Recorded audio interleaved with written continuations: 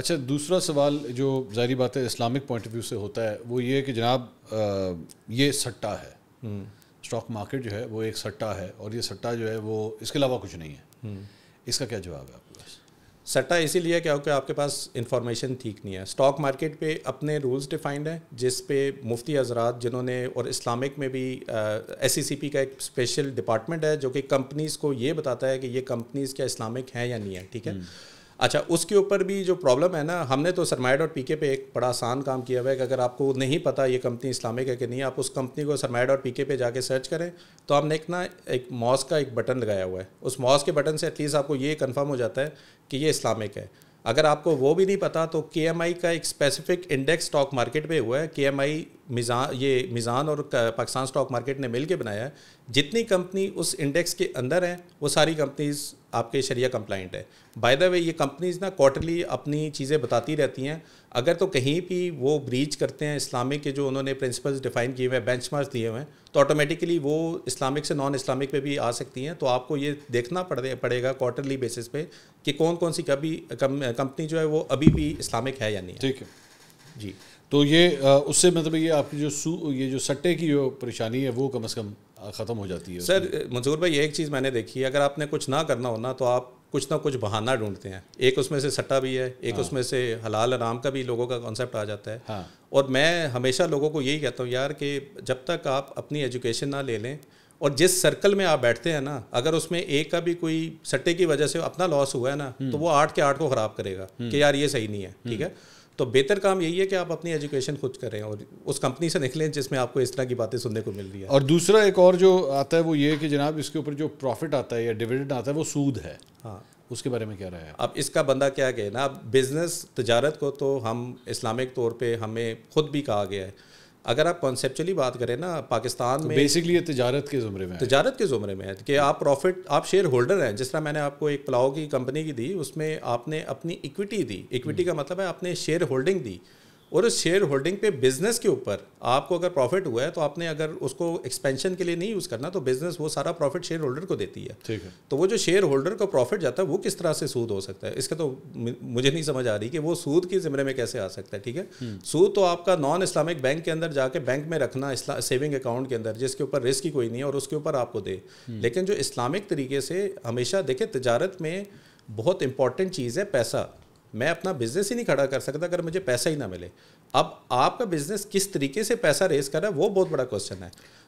تو اگر آپ اسلامک طریقے سے پیسہ ریز کریں تو تجارت کو تو اللہ تعالیٰ نے بہت وہ کیا کہ اپریشیٹ کیا کہ آپ کو کرنی چاہیے.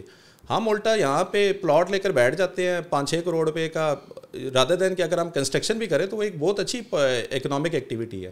لیکن یہ جو پیسہ ہولڈ کر کے رکھنا اور اس کو اپنی سوسائٹی میں نہ یوز کرنا، مین چیز تو یہاں سے آ جاتا ہے نا کہ سوسائٹی میں امبیلنس کہاں پہ ہے. کتنے زیادہ لوگ ہیں جو کہ اپنا گھر بنانا چاہتے ہیں لیکن سارے امیر لوگوں نے جا کے ریئل اسٹیٹ پہ انویسٹ کر دیا. جو لوگ بیچارہ گھر بنانا چاہتا ہے وہ اس کی پرائس اتنی اپریشیٹ ہوگی کہ وہ گھر نہیں بنا سکتا. ٹھیک ہے. تو اور ایک اور چیز جو ہم ریئل اسٹیٹ سے ابھی لے رہے ہیں، ابھی آپ گورنمنٹ کی اپنی ذرا پالیسی میکنگ دیکھیں. انہوں نے ڈسکریج کیا اس دفعہ آپ کا ریئل اسٹیٹ. کہ پہلے کیا ہوتا تھا کہ ریٹس بھی ہوتے تھے، پلاٹ بک رہا ہے 5 کروڑ روپے کا، جس ریٹ کے اوپر آپ ٹیکس دے رہے ہیں وہ ہے کروڑ روپے کا. اب انہوں نے آہستہ آہستہ ریٹ بھی اوپر کیا، ڈی سی ریٹ اوپر کیا، پھر اس کے اوپر 15% سی جی ٹی ٹیکس بھی لگا دیا. اور سی جی ٹی ٹیکس میرے خیال میں اتنا ہی ہے جتنا کہ ہم پروفٹ شاید اسٹاک مارکیٹ کی کمپنیز کے اوپر ڈیویڈنڈ پہ بھی دے رہے ہیں. ٹھیک ہے. ایک اور سوال یہ ہے کہ لیٹس سے کوئی شخص جو ہے وہ 1 کروڑ روپیہ یا 10 لاکھ روپے کوئی بھی اماؤنٹ جو ہے وہ انویسٹ کر رہا ہے، وہ اس سے زیادہ کی ٹریڈنگ بھی کر سکتا ہے یا صرف اس کا پورٹ فولیو اتنے کا ہی ہوگا؟ تو کر سکتا ہے. بروکر حضرات آپ کو بھرپور انداز میں کہتے ہیں سر آپ کے پاس کروڑ روپیہ ہے، کوئی مسئلہ نہیں ہے، 50 لاکھ ہم سے لے لیں اور آپ کریں، انجوائے کریں. یہ دیکھیں اسٹاک مارکیٹ اوپر جا رہی ہے، 50 لاکھ ایکسٹرا کریں، آپ ایکسٹرا پیسے بنائیں گے. اور میں سب سے زیادہ ڈسکریج کرنا چاہوں گا اسی چیز کو. میں نے خود پرسنلی بھی 1 روپے کا آج تک نہ کسی کزن سے لیا، نہ بروکر سے لیا، نہ کسی سے لیا. یہ جو آپ کو آواز آتی ہے نا کہ ہم برباد ہو گئے، ہمارا سارا کا سارا پیسہ ڈوب گیا، ڈوبتا تب ہے جا کے آپ لیوریج کرتے ہیں. اس کو لیوریج کہتے ہیں. ٹھیک ہے. لیوریج کا مطلب یہ ہے کہ آپ کے پاس تھا لاکھ روپے ہی، 1 لاکھ روپے آپ کو بروکر نے اور دے دیا. اب آپ نے جس دن لاکھ روپے کا لاس کیا نا، آپ کا اکاؤنٹ واش، آپ کی. اور یہ میں سیریسلی بتاؤں مین یہ مسئلہ یہی ہے کہ ہم لالچ کے چکر میں جب ہمارا 1 لاکھ روپے 1,50,000 روپیہ ریٹرن دیتا ہے تو پہلے ہم محلے کے پر جا کے سارا پیسہ لیتے ہیں یا پھر ہم بروکر سے پیسہ لیتے ہیں اور پھر ہم ٹینشن میں آ جاتے ہیں کہ ہم نے اتنے لوگوں سے پیسہ لیا ہوا ہے, اب ہم ریٹرن کیسے کریں, اسٹاک مارکیٹ تو تھوڑا نیچے آ گیا تو میرا لاس ہو رہا ہے, ٹھیک ہے. اور میں نے بڑی بڑی اسٹوریز دیکھی ہوئی ہیں کہ بڑے بڑے لوگ, جیسے عمران خان کا میں نے دیکھا تھا 87 کا کریش میں ان کا پیسہ لوز ہوا. اسی طرح میں شاہد افریدی کا بیان, عمران خان, یہ اچھا اپنے والے عمران خان, جی تو شاہد افریدی کا میں ایک بیان سن رہا تھا کہ 98 کے اندر کہیں انہوں نے اپنے پیرنٹس کو دیکھا کہ وہ رات کو رو رہے تھے, تو بعد میں پتہ چلا ان کا اسٹاک مارکیٹ پہ لاس ہو گیا, ٹھیک ہے. اور ابھی زرداری صاحب نے بھی کہا یار جس کو آپ چھو نہیں سکتے ہو تو اسے پیسہ کیسے بنے گا آپ کو, تو وہ بھی منع کر رہے ہیں. لیکن سب سے اچھی چیز ہے یہ کہ یہ ایسی چیز ہے جو کہ ہماری پاکستان میں مت بنی ہوئی ہے نا, کہ کسی طرح ایسے پیسے بن جائے کہ ہمیں کچھ نہ کرنا پڑے. لٹرلی آپ کو کچھ نہیں کرنا پڑے گا, صرف آپ کے پاس فائنینشیل نالج ہونی چاہیے, یہ پتہ ہونا چاہیے اکانومی میں چل کیا رہا ہے.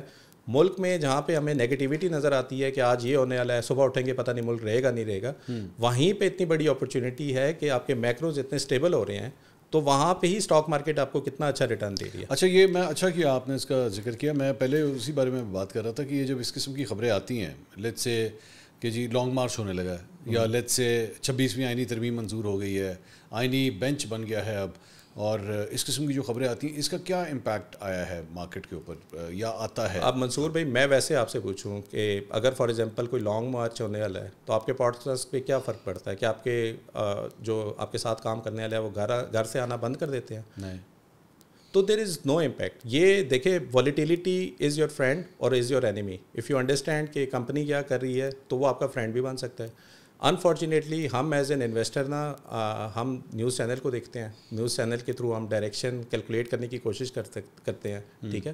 اور میں نے جیسے آپ کو کہا نا کہ اسٹاک مارکیٹ پہ جو بزنس چلتا ہے نا وہ ٹرانزیکشن پہ چلتا ہے, ٹھیک. اور اسٹاک مارکیٹ پہ ٹرانزیکشن پہ کیسے, بروکر بھی آپ جب تک سیل نہیں کریں گے تو پیسہ کیسے بنائیں گے. تو ایک نیٹ ورک ہے, یا پھر میں یہ نہیں کہوں گا کہ بروکر یہ کرتے ہیں, لیکن جو ہوا بن جاتی ہے نا, آپ 8 سے 9 اگر یہی نیوز سن رہے ہیں کہ آج وہ ان کا یہاں پہ پہنچ چکا ہے, وہ لانگ مارچ ہونے والا ہے, تو آٹومیٹکلی آپ کو سب سے بڑا خدشہ کیا ہوتا ہے کہ یار میں نے نا جو انویسٹمنٹ کی اس پہ لاس نہ ہو جائے, اس سے پہلے کہ زیادہ لاس ہو جائے نکل جاؤ یہاں سے. جب یہ لانگ مارچ ختم ہوگا میں دوبارہ انٹر ہو جاؤں گا, ٹھیک ہے. پھر پتہ چلتا ہے جی وہ کے پی کے منسٹر صاحب کہیں اور سے نکل آئے ہیں, تو وہ لاس کر کے پھر آپ آتے ہیں تو وہ اسٹاک مارکیٹ کی پرائس ہی اوپر ہوتی ہے. لیکن آبجیکٹیو بتانے کا یہ ہے کہ ہمیں نا انویسٹمنٹ ڈیسیجن کے لیے نیوز کو نہیں دیکھنا چاہیے. اگر آپ نے انویسٹمنٹ ڈیسیجن کرنی ہے تو کمپنی کو دیکھیں کہ کمپنی کی کیا پرفارمنس چل رہی ہے, ٹھیک ہے. اور ہماری کیونکہ قبلہ ہمارا ڈفرینٹ ہے, اسی لیے لوگ پیسے نہیں بنا پاتے, ٹھیک ہے. اور اگین ایک جو پرسیپشن ہے نا پاکستان میں, وہ اس کو T20 کی طرح لینا چاہتے ہیں کہ آج آئے صبح اٹھے تو پیسہ ڈبل ہو گیا. ایکچولی یہ T20 نہیں, ایک ٹیسٹ میچ ہے, ٹھیک ہے. آپ کو مصباح الحق کی طرح ٹک ٹک کرنا پڑے گا. کافی ٹائم ایسے آتا ہے جب بال سوئنگ ہو رہی ہو تو آپ کو وہ سیشن نکالنے پڑتے ہیں, ٹھیک ہے. آپ کو کریز میں رہنا پڑتا ہے. جتنا زیادہ آپ کریز پہ رہتے ہیں تو ایک ٹائم ایسا آتا ہے جب بال کی سوئنگ کی موومنٹ نہیں ہوتی, جب وہ سیدھی بال آ رہی ہوتی ہے تو وہی ٹائم ہوتا ہے آپ کو چھکے مارنے کا. جیسے کہ آپ ابھی ہم دیکھ رہے ہیں کہ اسٹاک مارکیٹ ابھی آل ٹائم ہائی کے اوپر ہے. سب سے زیادہ بینیفٹ کن لوگوں نے لیا ہوگا؟ جو کہ 2023 کا پچھلے پوڈ کاسٹ پہ انویسٹ کیا ہوگا, وہ بھی کیا ہوگا. اور 2023 کے جب بالکل لو باٹم کے اوپر بیٹھے ہوئے تھے. اور منصور بھائی ایک چیز اگر میں آپ کو بتاؤں نا, جتنا ڈیویڈنڈ آپ کو اسٹاک مارکیٹ کی کمپنیز دیتی ہیں دنیا میں بڑی میں نے دیکھی ہیں, اتنا ڈیویڈنڈ تو وہ بھی نہیں دیتے. اگر یہ کمپنیز ڈیویڈنڈ دے رہی ہے اس کا مطلب ہے کچھ تو کما رہی ہے نا, ہوا میں تو جک نہیں مارے, ٹھیک ہے.